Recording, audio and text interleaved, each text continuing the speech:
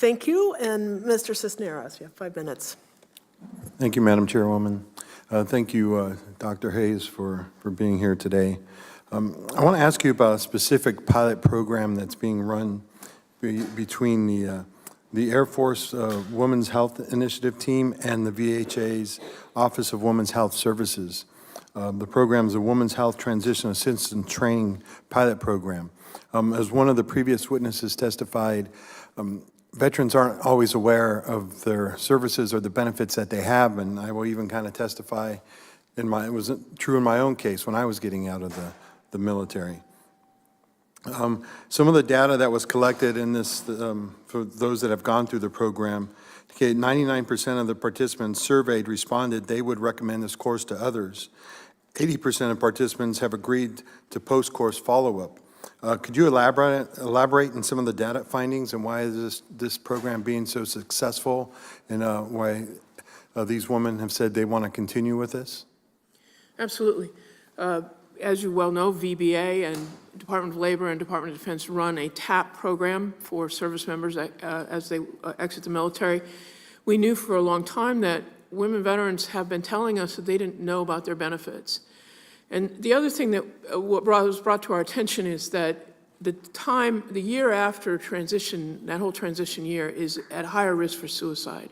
We're very concerned about the high suicide rate and the rising suicide rate among women veterans. And so we worked with the great partners in the Department of Defense to design a TAP program for women, which is in addition to the regular TAP program.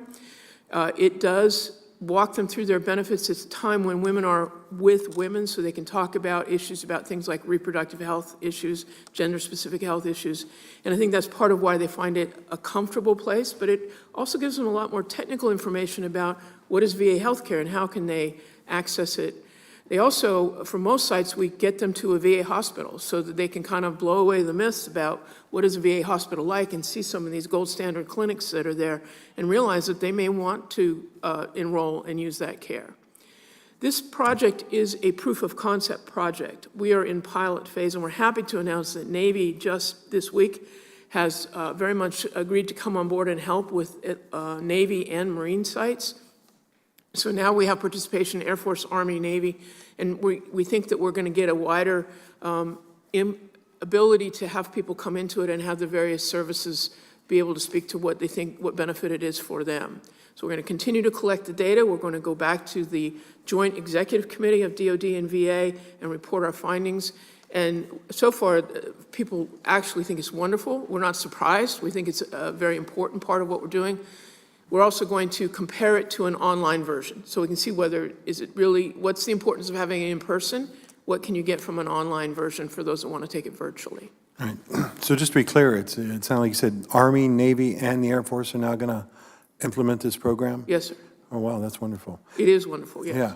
So how do we get it out of the pilot program phase and to really make sure that we implement this through the entire Department of Defense or all 3 military branches?